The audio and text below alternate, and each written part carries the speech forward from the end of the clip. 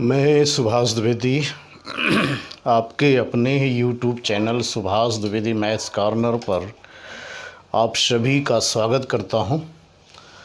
आज हम आपको आईआरटी का एक मॉडल पेपर आपको सॉल्व कराते हैं, जिसमें कुछ क्वेश्चनों से आप परिचित होंगे, जिसमें हर तरह के क्वेश्चन आपको मिलेंगे। तो आइए बिना समय गंवाए हुए हम समय को आगे बढ़ाते हैं और देखते हैं कि क्या क्या क्वेश्चन होता है। हम आपको बात को यहाँ पर ले आए। पहला क्वेश्चन है कि 5 पुरुष तथा 3 महिलाएं 4 दिन में 580 रुपया कमाते हैं तथा 2 पुरुष तथा 5 महिलाएं 6 दिन में 690 रुपया कमाते हैं, तो एक पुरुष का एक दिन का वेतन क्या होगा। तो सबसे पहले देखिए, अगर एक दिन दिया होता तो बहुत आसानी से आ जाता, लेकिन चूँकि दिनों की संख्या अलग है, वेतन भी अलग है, पुरुष भी अलग है, महिलाएं भी अलग हैं, इसलिए आपको किसी एक को तो बराबर करना पड़ेगा। पहले दिन को बराबर कर लीजिए, फिर महिला को बराबर करके कैंसिल कर दीजिए, तो बहुत आसानी से आप कर सकते हो। देखें क्या अप्रोच हम लोगों की होनी चाहिए। क्वेश्चन है आपका 5, ऐसे ही लगा लेते हैं, 5 पुरुष 3 महिला, या पहले लिख लेते हैं 5m + 3 वोमेन 4 डे 580 रुपीज़। तो ये बताइए 5m + 3w 1 डे एक दिन में कितना कमाएंगे। स्वाभाविक है, यहाँ से 4 एकम 4, 4 चौक 16, 145 रुपया। इसी तरीके से इसको आप डायरेक्ट भी लिख सकते हो। 2 पुरुष 5 महिला हैं, तो 2 पुरुष 5 महिला 6 दिन में इतना कमाते हैं, तो एक दिन में कितना कमाएंगे। तो 2m + 5w 1 डे 6 दिन दिया है, इससे इसको भाग दे देंगे, तो ये आपका हो गया 115 रुपये। आपसे पूछ क्या रहा है, पुरुष का एक दिन का वेतन। अगर वो पुरुष का एक दिन का वेतन पूछ रहा है, इसका मतलब ये है कि आपको महिला को डाइल्यूट करना है।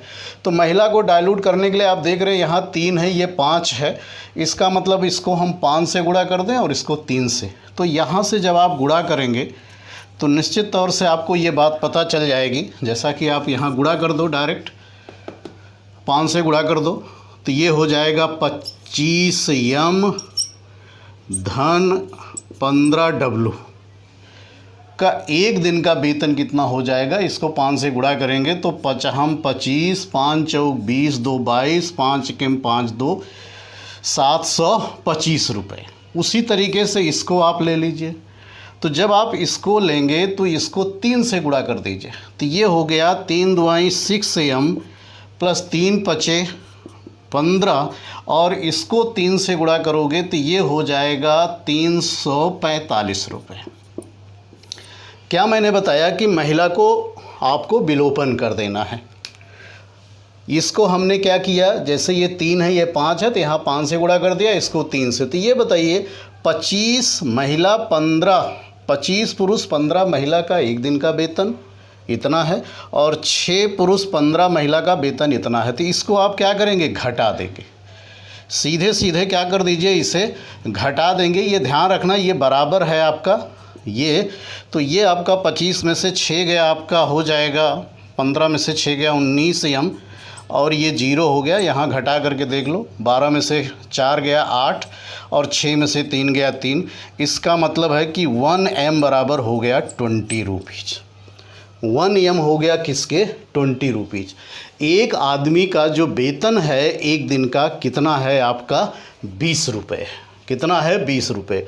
इसी तरीके से जब आपको एक आदमी के एक दिन का वेतन 20 रुपये पता चल गया, तो स्वाभाविक है ये 20 पंचे 100, चौका 400 अगर आप घटा देंगे तो आप महिला का भी निकाल सकते हैं, या विलोपन करके भी निकाल सकते हैं। एक बार दोबारा समझ लीजिए, 5 पुरुष 3 महिलाएं 4 दिन में इतना कमाती हैं, तो पहले एक दिन का निकालेंगे, उसी तरीके से दूसरे का एक दिन का निकालेंगे, और फिर हम क्या करेंगे, महिला को बराबर करके उसको हम क्या कर देंगे, विलोपन कर देंगे। महिला को बराबर करके विलोपन कर देंगे, और हमें पुरुष के एक दिन का वेतन पता चल जाएगा।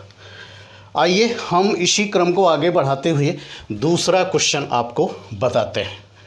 अगला क्वेश्चन आपका है, क्वेश्चन आपके सामने है ही, देख रहे होंगे आप। क्वेश्चन नंबर 2 है कि विनोद, रमेश और दिनेश के बीच ₹60 इस प्रकार बांटे गए कि विनोद को रमेश से 10 रुपये अधिक मिले।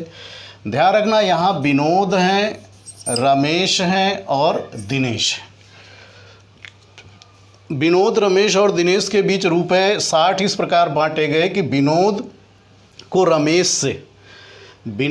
रमेश से 10 रुपये अधिक मिले और रमेश को दिनेश की अपेक्षा 75% मिले।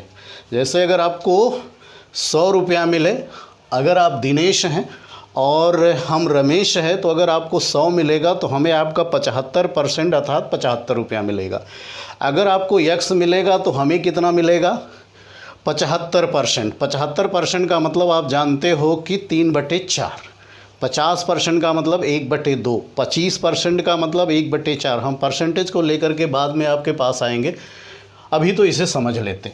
तो अगर हम दिनेश को यक्स दे दें तो इसको 75% चाहिए, तो 75% का मतलब होगा 3/4x। और ये कह रहे हैं कि जो विनोद है वो रमेश से 10 रुपये अधिक पाता है, तो इसका मतलब ये 3/4x + 10। ये दिनेश हो गया, ये रमेश हो गया, ये विनोद हो गया। अब इन तीनों को अगर हम जोड़ेंगे तो कितना आएगा? 60 आएगा। तो स्वाभाविक है ऐसे ही जोड़ सकते हो। 3 3 6, 6x/4 + x + 10 = हमारा हो गया किसके? 60 के। तो 6 4 10, 10x/4, ये 10 इधर जाएगा तो 50 हो जाएगा। आपको पता है 10 × 5 = 50, x = 20। x = आपका हो गया किसके? 10 × 5 = 50, 5 चौक 20। अर्थात यहाँ से x की वैल्यू क्या आ गई? 20 रुपये। और आपको पता है यही पूछा भी था कि दिनेश को कितना रुपया मिलता है। हाँ, यहाँ अगर आपसे ये पूछता कि रमेश को कितना मिलता है तो 20 × 3/4, 20 × 3/4, 4 पंजे 20, 15 रुपये। अगर इसको पूछता कितना मिलता है तो स्वाभाविक है इसको 15 मिला है, 10 इसको और बढ़ा दो तो 15 10 कितना हो गया? 25। 15 10 कितना हो गया? 25। तो आप जोड़ के भी देख सकते हो। 25 ये हो गया, 15 40, ये इनको 20, कितना हो गया? 60 रुपया हो गया। इस तरीके से हम इस क्वेश्चन को कर सकते हैं। आइए अगला क्वेश्चन देखते हैं। तो ये रहा क्वेश्चन। 2 नल ए तथा बी एक टंकी को क्रमशः 30 मिनट तथा 36 मिनट में भर सकते हैं, जबकि नल सी उसी टैंक को 25 लीटर प्रति मिनट की दर से खाली करता है। यदि तीनों नल एक साथ खोल दिए जाए तो टंकी 20 मिनट में भर जाती है, तो टंकी की धारिता क्या होगी? ध्यान दीजिए, स्वाभाविक है कि 2 नल क्या करते हैं? टैंक को भरते हैं और एक नल टैंक को खाली कर रहा है। तो जो 2 नल भर रहे हैं वो एक साथ पानी उसमें डालेंगे और जो खाली कर रहा है उसे निकालेगा।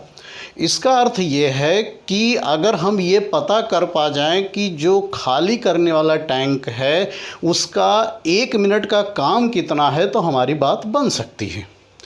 तो हम मान लेते हैं जो लीकेज है, जो नल आपका उससे पानी निकाल रहा है टैंक से, उसे हम x मान लें। तो जब x मान लेंगे तो बात को समझिएगा। A और B 2 नल है, C उसे खाली कर रहा है, A 30 मिनट में भरता है। इसका मतलब 1 मिनट में कितना भरेगा? 1/30। दूसरा 36 मिनट में भरता है, इसका मतलब 1 मिनट में कितना भरेगा? 1/36। मान लेते जो नल टैंक को खाली कर रहा है वो x मिनट में खाली कर देगा, तो 1 मिनट में कितना खाली करेगा? 1/x। ये दोनों भर रहे हैं, ये निकाल रहा है। लेकिन इस प्रक्रिया के बावजूद आपका टैंक 20 मिनट में भर जाता है। इसका मतलब 1 मिनट में कितना भरा होगा? 1/20। तो यहाँ से अगर आप सिंप्लीफाई कर लो, 30 और 36 का लगभग 180 होगा। 3 6 18, 6 पंचे 30, 6 पंचे 11/180। इसको इधर ले आओ, 1/120 = 1/x। तो जब आप इसको एलसीएम लोगे निश्चित तौर पर आपको ये बात समझ में आ रही होगी।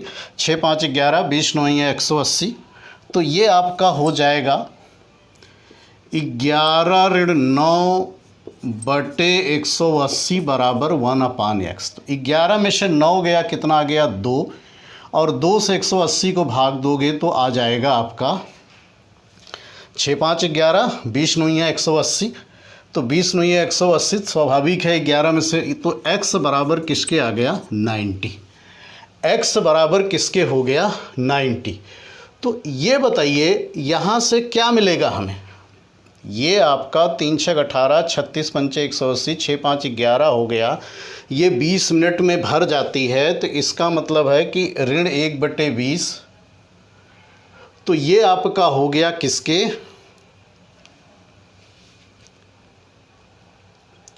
x बराबर किसके हो गया 90 के। x बराबर किसके हो गया 90 के। तो स्वाभाविक है जो निकालने वाला नल है, अगर उसे अकेला टंकी भरी होती, अगर कह दिया जाता कि कितने समय में टैंक खाली हो जाता तो 90 मिनट लगता। तो ये बताइए इसे 90 मिनट अगर लग रहा है तो ये 1 मिनट में कितना खाली करता है 25 लीटर। तो 90 मिनट में कितना खाली करेगा, स्वाभाविक है 90 गुणे 25 गुणा कर दो, 9 5 45, 9 दूनी 18, 4 22, 22,500 लीटर। अर्थात अगर पूरी टैंक भरी होती तो इसे निकालने में 90 मिनट लगता, और 90 मिनट में कितना पानी निकालता 2250, 2250 लीटर पानी ये निकालता है। एक बार फिर समझ लें, 2 नल ए था बी, एक टंकी वो क्रमशः 30 36 भर सकते हैं, जबकि नल सी उसी टैंक को 25 लीटर प्रति मिनट की दर से खाली करता। तो 2 नल भर रहे हैं और 1 नल खाली कर रहा है। तो जो भर रहा है 1/30 हो जाएगा, अगर क्योंकि 1 मिनट में 30 मिनट में भरता है तो 1/30, वो 36 मिनट में भरता है तो 1/36। मान लेते हैं जो खाली करने वाला नल है वो x मिनट लेता है, तो ऋण 1/x बराबर 1/20। तो इसको जब सिंप्लीफाई कर रहे हैं तो x बराबर हमारा आ रहा है 90 मिनट। अर्थात अगर ये पूछा जाता कि अगर टैंक भरा है तो अगर तीसरा वाला नल कितने समय में खाली कर देगा, तो 90 मिनट लगेगा। लेकिन ये पूछ रहा है कि कितना उस टैंक की धारिता है, क्षमता है। धारिता का मतलब क्षमता से है, कैपेसिटी कितनी है उसकी। तो चूंकि 25 लीटर 1 मिनट में निकाल देता है तो 90 मिनट लेगा, तो 90 को गुणा कर दो तो 2250 लीटर, अर्थात इतना पानी वो उसमें से निकालेगा। अब इसी क्रम को अगर हम आगे बढ़ाएं, मान लेते हैं अगला क्वेश्चन ले लेते हैं। अगला क्वेश्चन आपके सामने लिखा है पहले से ही, आइए देखते हैं। क्वेश्चन आपके सामने है, तब तक आप पढ़ते रहिए। कि एक कार किसी स्कूटर से 30 किलोमीटर आगे है। एक कार है, ये सपोज कीजिए कार है भाई, और ये स्कूटर है। कार और स्कूटर के बीच में जो दूरी है वो 30 किलोमीटर है। बहुत आसान प्रश्न है लेकिन समझना चाहिए। एक कार किसी स्कूटर से 30 किलोमीटर आगे है यदि कार की चाल 50 किलोमीटर प्रति घंटा है। इसकी वेलोसिटी कितनी है 50 किलोमीटर पर आवर, और स्कूटर की वेलोसिटी कितनी दी गई है 60 किलोमीटर पर आवर। तो आपसे पूछ रहा है कि ये बताइए स्कूटर द्वारा कार को पार करने में कितना समय लगेगा। जैसा कि आप जानते हैं कि अगर कोई भी 2 मूविंग वस्तु जो एक ही दिशा में मूव कर रही है, अगर कभी भी सापेक्ष वेग निकालना हो तो घटता है, लेकिन अगर विपरीत दिशा में जा रही हो तो सापेक्ष वेग जुड़ता है।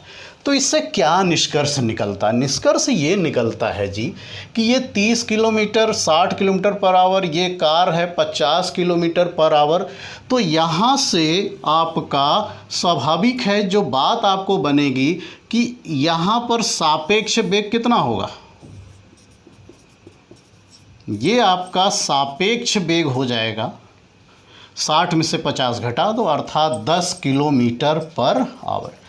कारण आप समझिए, क्योंकि जैसे ये आगे बढ़ेगा तो 1 घंटे में 60 जाएगा तो ये भी तो आगे 50 जाएगा, अर्थात 1 घंटे में वो मात्र 10 किलोमीटर कवर कर पाएगा। टोटल दूरी कितना है 30 किलोमीटर। तो आपको पता चल गया होगा कि समय कितना लगेगा। समय बराबर हो गया 30/10, अर्थात ये हो गया आपका 3 घंटे।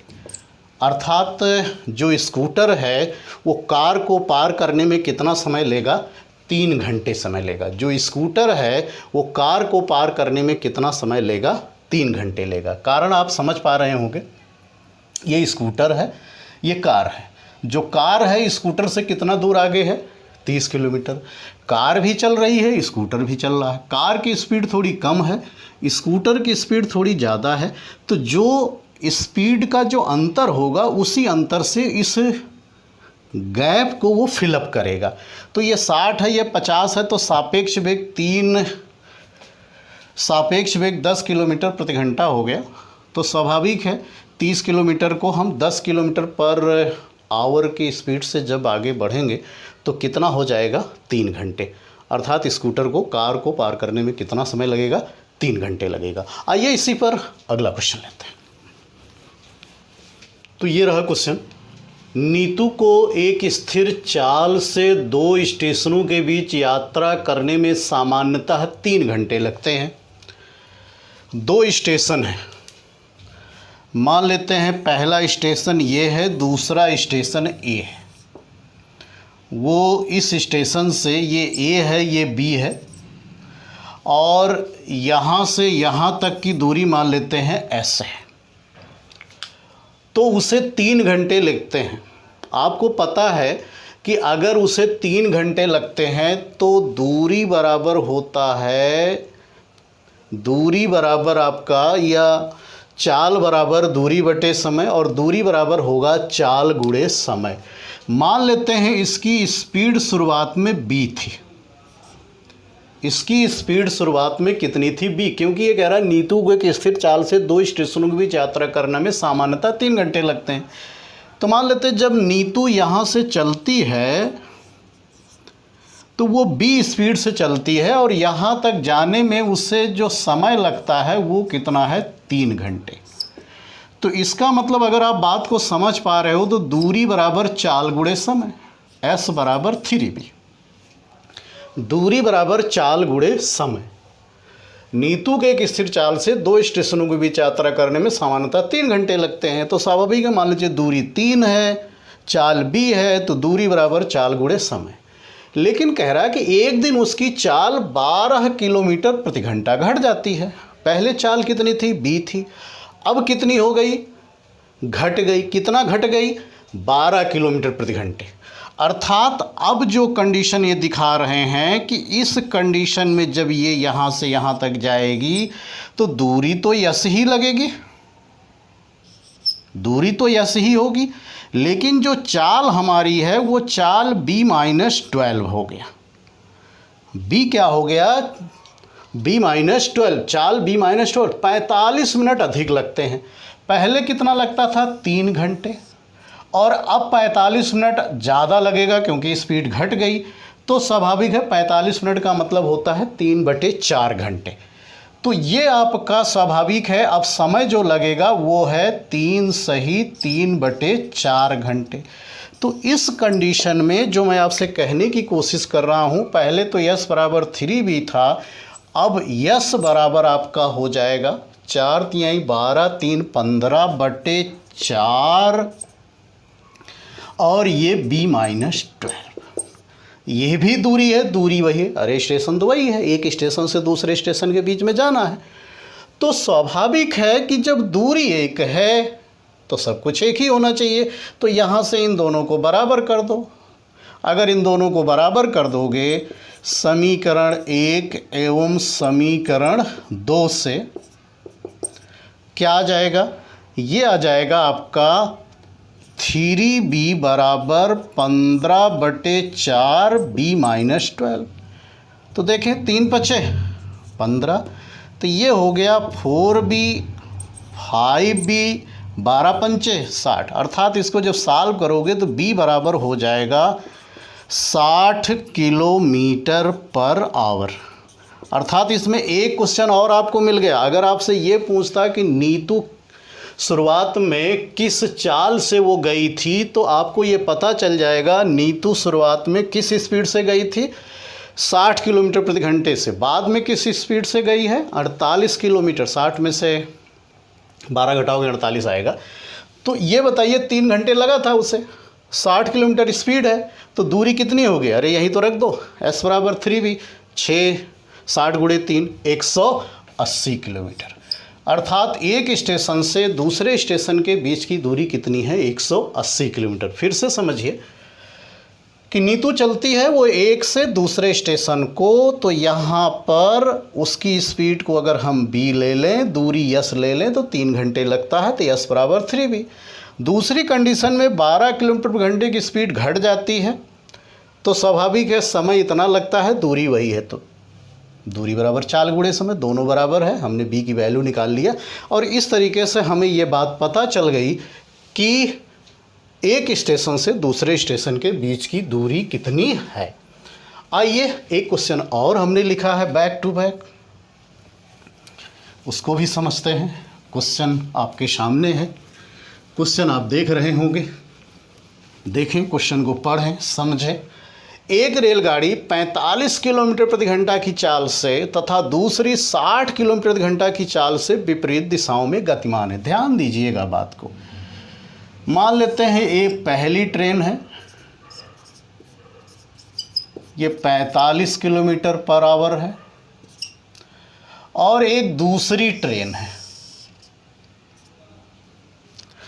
ये एक दूसरी ट्रेन है और इसकी स्पीड आपकी कितनी है 60 किलोमीटर पर आवर। इसकी लंबाई आपकी 90 मीटर है और इसकी लंबाई 120 मीटर है। तो इस बात को हमेशा ध्यान रखना कि जैसे कि दो ट्रेन अगर एक दूसरे की विपरीत दिशा में जा रही तो लंबाइयाँ तो हमेशा जुड़ जाती हैं, लंबाई हमेशा जुड़ती है, लेकिन जो स्पीड है अगर वो विपरीत दिशाओं में है तो सापेक्ष वेग जोड़ा जाता है, लेकिन समान दिशा में है तो सापेक्ष वेग आपका घटा दिया जाता है। तो यहाँ से ये कह रहा है कि एक दूसरे को पार करने में कितना समय लगेगा, तो बहुत आसान सा क्वेश्चन है, t बराबर हो जाएगा, क्योंकि इस कंडीशन में दोनों ट्रेन एक दूसरे को पार करती हैं तो लंबाई जुड़ जाती है, अर्थात s1 प्लस s2 अपान b1 प्लस b2। तो s1 प्लस s2 90 और 120 आपका 210 हो गया, और 45 और 60 105 हो गया। स्वाभाविक है ये किलोमीटर प्रति घंटा है तो इसको मीटर पर सेकंड में बदल दो, इस तरीके से हल कर दो तो स्वाभाविक है ये कुछ ना कुछ आप सरल कर सकते हो। 18 ऊपर चला जाएगा, आप हल कर लें। 210 गुणे 5 या इसको चाहे तो यहीं पर कुछ कैंसिल भी कर दो, 5 चौक 20, 5 दुआई 10, तो 42 गुणे 18 बटे 105 काट दीजिए भाई, 21 दूना 42, 21 पंचे 18 दूना 36, अर्थात ये आपका हो गया 7.2 सेकंड। जो विशेष बात यहाँ समझने की ये है कि अगर ये कहता कि ट्रेन जो है समान दिशाओं में जा रही हैं तब यहाँ पर स्पीड आपकी घट जाती। जैसे अगर आपसे ये पूछ लेता कि बताइए अगर वो एक समान दिशा में जा रही तो कितना समय लगेगा, तब आपका ये जो टाइम आएगा वो तो s1 प्लस s2 ही रहेगा, लेकिन ये b1 डिफरेंस b2 हो जाएगा। ट्रेन अगर समान दिशा में जा रही है तो सापेक्ष वेग घटेगा, लेकिन जब ट्रेन विपरीत दिशा में जा रही हो तो सापेक्ष वेग जुड़ेगा, अर्थात तब सापेक्ष वेग क्या होता है, दोनों वेगों को जोड़ करके निकाला जाता है। लेकिन अगर समान दिशा में जा रही हो तो दोनों वेगों के अंतर को ही हम सापेक्ष वेग कहते हैं। लेकिन ये बात नाव तथा नदी में नहीं लगती। अगर हम नदी की धारा में जा रहे हैं, उसी दिशा में हमारी नाव भी चल रही है, बहाव भी है, नाविक भी दोनों है, तब जुड़ जाता है। लेकिन विपरीत अगर है, एक तरफ नाव इधर जा रहा है, नदी इधर बह रही है, तो इसका मतलब ये है कि घट जाता है। तो नाव और नदी की कंडीशन अलग होती है, ट्रेन की कंडीशन अलग होती है। आइए अगला क्वेश्चन देखते हैं। क्वेश्चन है अगला, यदि x बराबर 5 y बराबर 3 z बराबर 2 तो x square plus Y square plus Z square minus 2xy plus 2yz minus 2zx का मान होगा। तो देखिए, अगर हम इसको ऐसे हल करने की कोशिश करेंगे तो बहुत सारी समस्या आ जाएगी। इस बात को समझिएगा। आप एक सूत्र जानते हो कि अगर a plus B plus C का होल स्क्वायर हो तो ये होता है a square plus B square plus C square plus 2ab plus 2bc plus 2ca। लेकिन इस बात को समझिए, यहाँ पर ये नेगेटिव है, दूसरा पॉजिटिव है, तीसरा क्या है, नेगेटिव है। तो दो कंडीशन आपकी हो सकती है।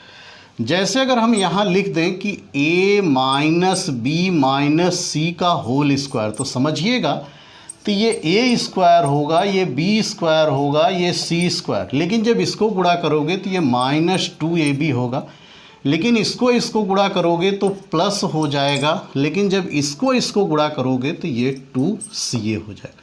मेरे कहने का मतलब यह है कि आप इस बात को समझिए, ये आपका आंसर होगा x minus Y minus Z का होल स्क्वायर। अर्थात ये जो बातें हैं ये किसके बराबर है, x minus Y minus Z के स्क्वायर।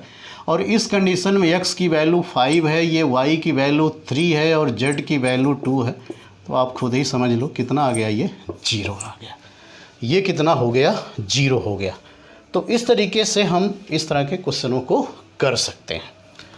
अगला क्वेश्चन देखते हैं। अगला क्वेश्चन है question number 8। x power a upon x power b की power a minus b, x power b upon x power c की पावर b माइनस, ये plus है, ये भी प्लस है।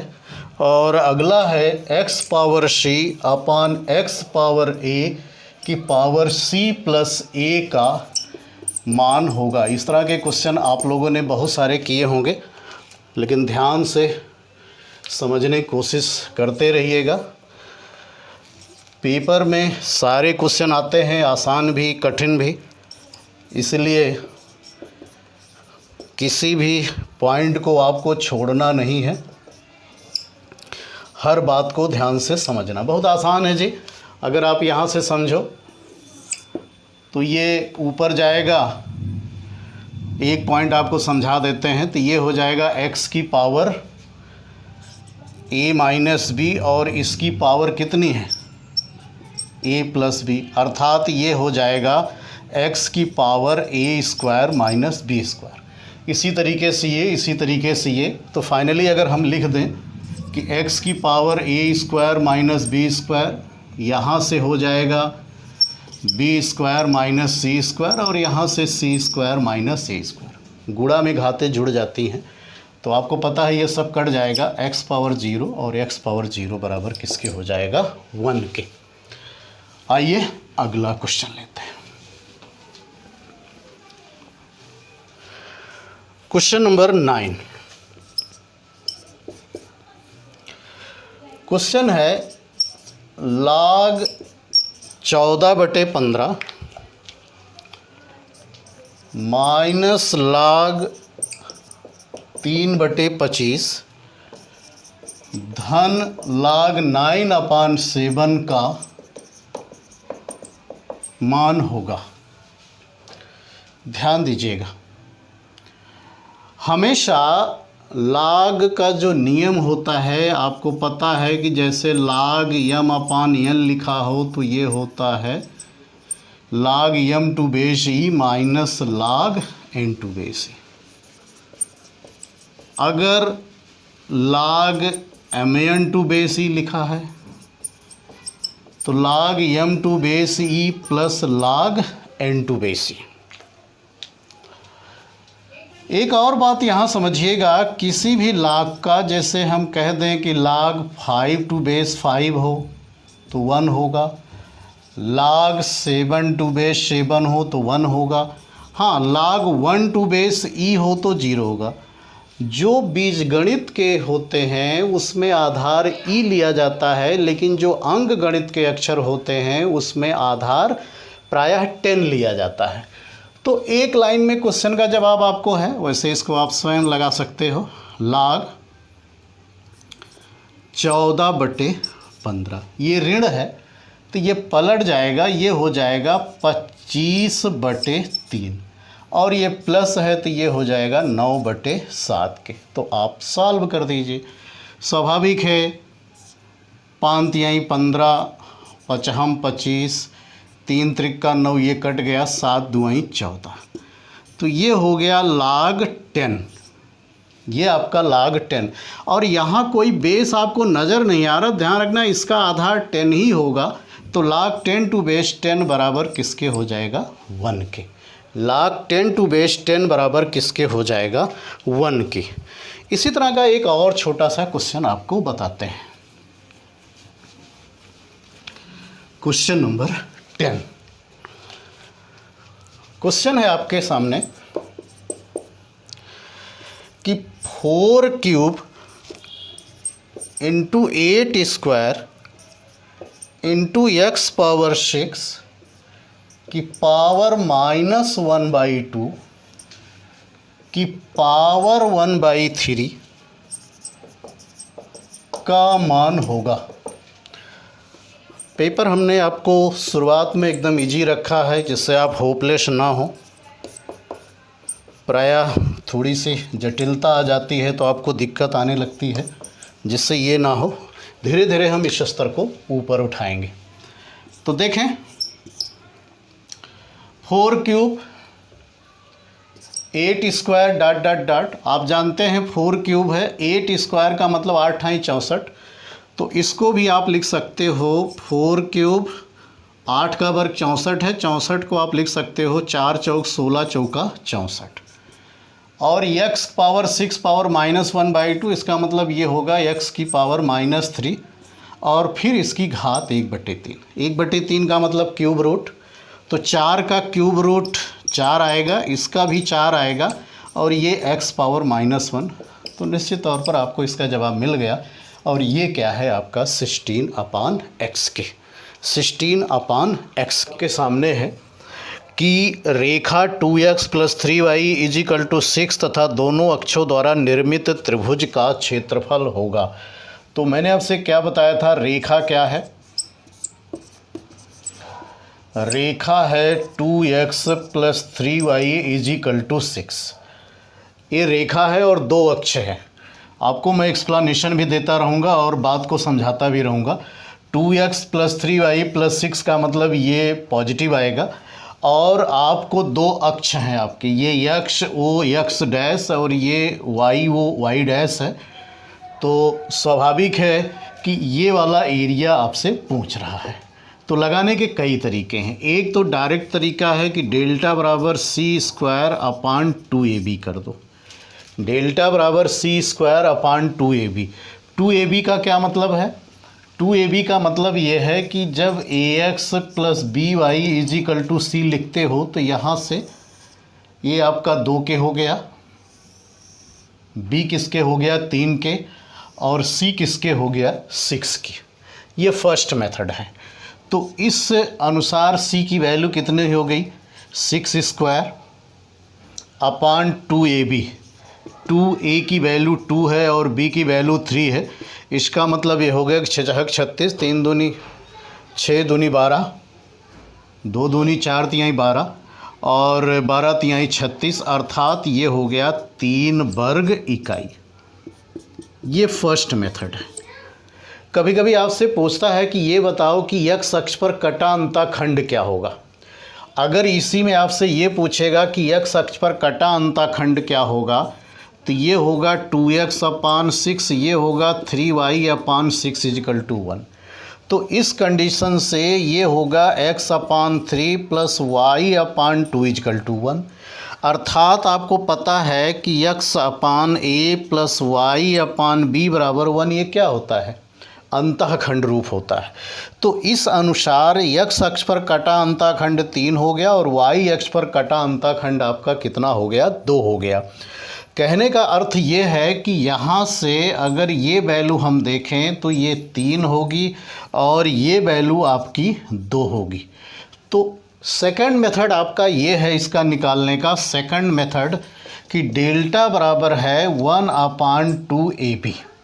तो 1/2 का मतलब 2 गुणे 3, 2 से 2 कट गया और ये हो गया किसके 3 वर्ग इकाई।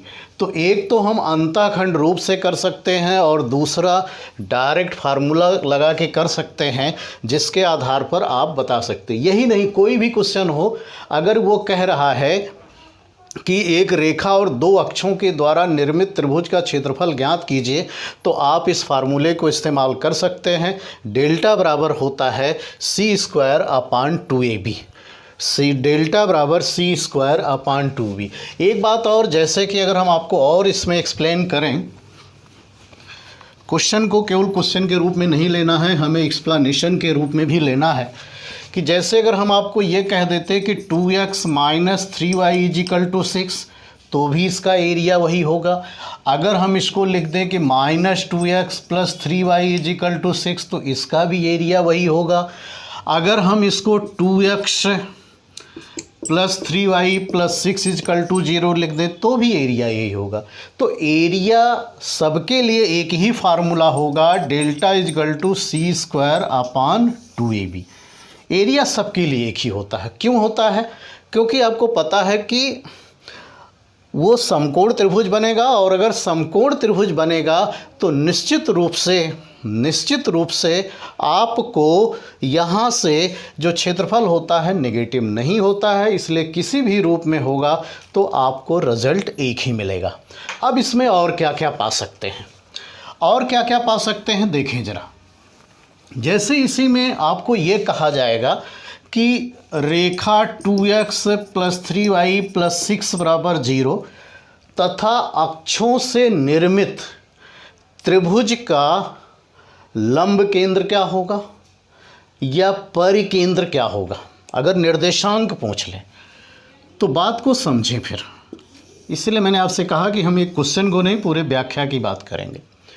तो यहाँ से अगर हम आपको समझा पाएँ तो यहाँ से एक बात समझिएगा कि अभी आपने ये बात पढ़ी 2x + 3y + 6 = 0, या इसको = 6 कर दो, तो ये हो जाएगा x/3 + y/2 = 1।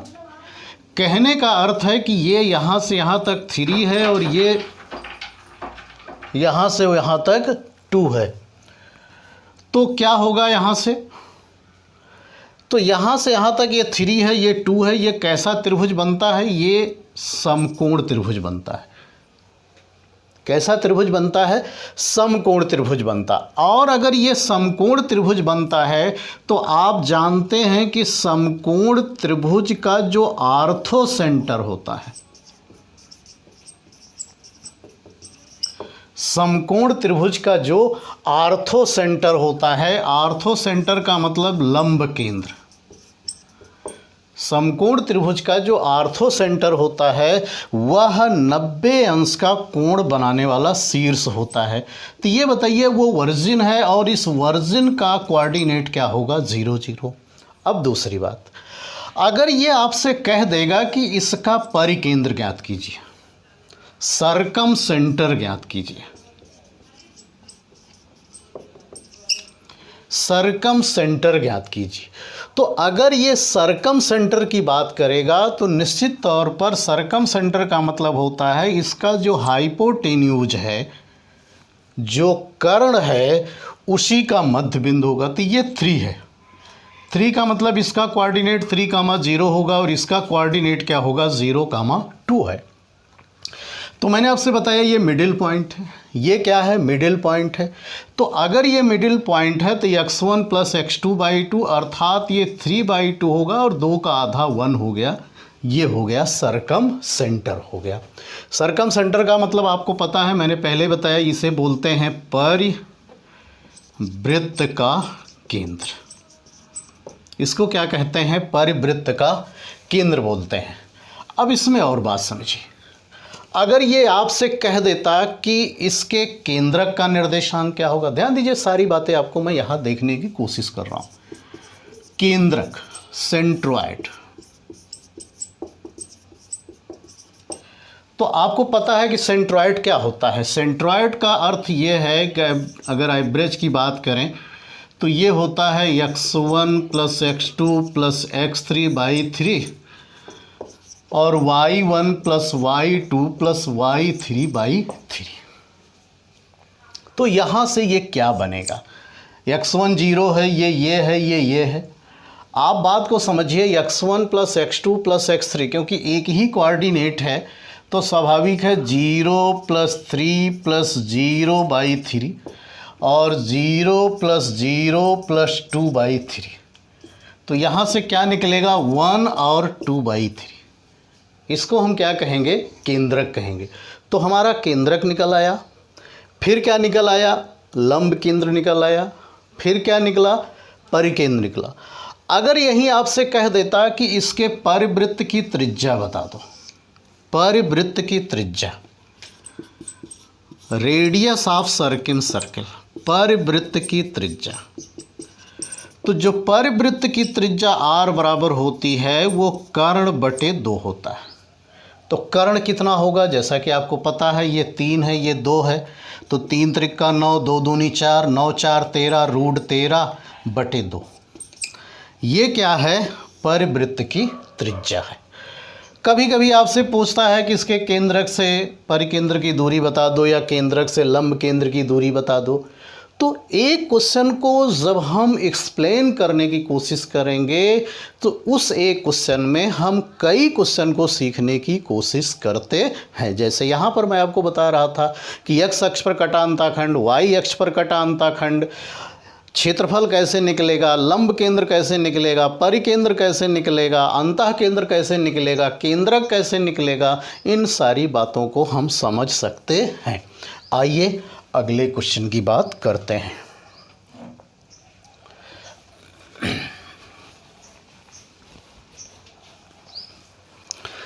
अगला क्वेश्चन है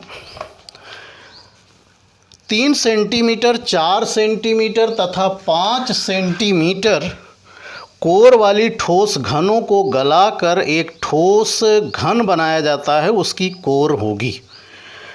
तो आप जानते हैं घन की सभी कोरें बराबर होती हैं। घन में 12 कोरें होती हैं, 6 फलक होती हैं, 8 शीर्ष होती है। घन का आयतन आप जानते हो 1 क्यूब होता है। तो 1 को पिघला करके बनाया गया है। तो यहाँ से इसको जब आप लगाओगे, A1 आपका 3 है, A2 आपका 4 है और A3 आपका 5। बहुत आसान क्वेश्चन है, इसको आप स्वयं लगा लेना। तो A क्यूब बराबर आपका होगा A1 cube + A2 cube + A3 cube. तो 3 त्रिका 9 त्रिक 27, 4 चौक 16, चौका 64, 55 25, 125। तो 7 4 11, 5 16, 6 2 8, 2 10, 1 11 और यहाँ से ये हो गया 1 1 2, 1 क्यूब। तो इसका मतलब A बराबर हो गया 6 सेंटीमीटर। अर्थात उस घन की, जो बड़ा वाला घन बनेगा, उसकी कोर कितनी होगी, 6 सेंटीमीटर। अगर उसका संपूर्ण पृष्ठ पूछ ले तो संपूर्ण पृष्ठ बराबर क्या होगा, कितनी फलक होती है, 6 फलक होती है, तो 6a² हो जाएगा। पार्श्व पृष्ठ पूछ ले तो क्या हो जाएगा, 4a² हो जाएगा। अगर आयतन पूछ ले तो आयतन तो आपको पता चल गया। मुख्य विकर्ण पूछ ले तो क्या होगा, a√3 होगा। तो इस तरीके से इसका आंसर 6 सेंटीमीटर हो गया। आइए अगला क्वेश्चन लेते हैं।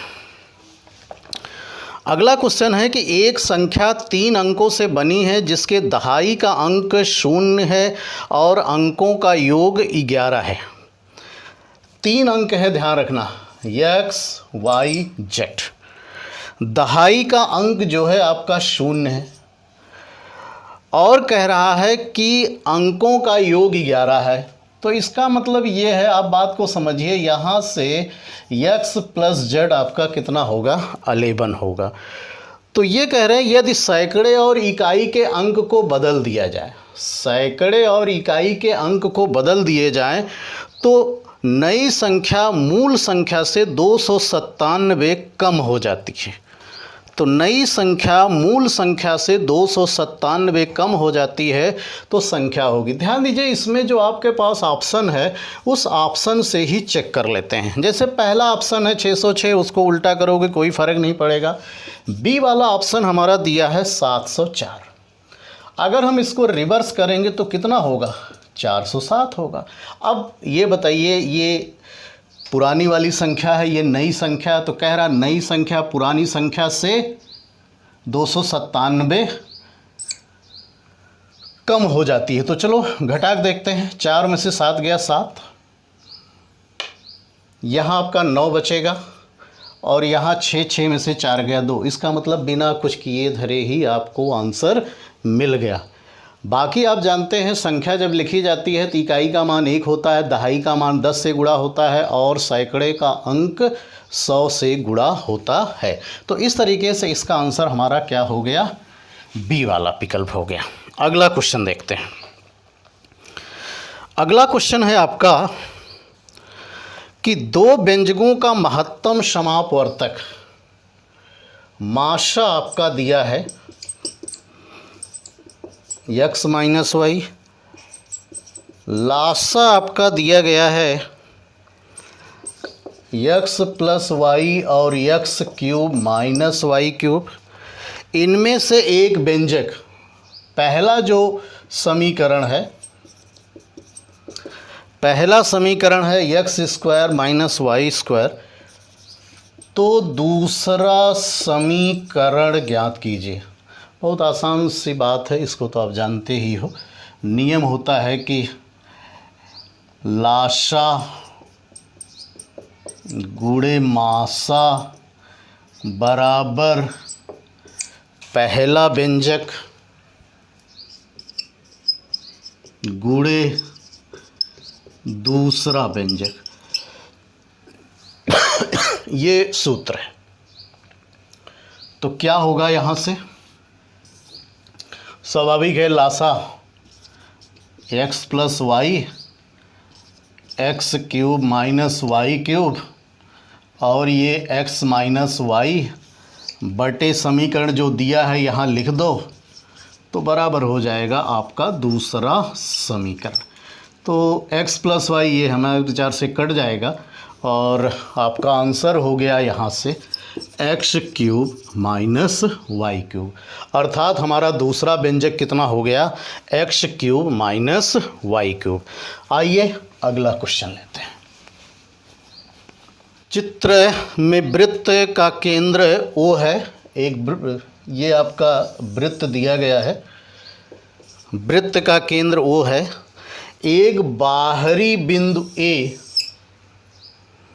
से वृत्त पर खींची गई स्पर्श रेखाएं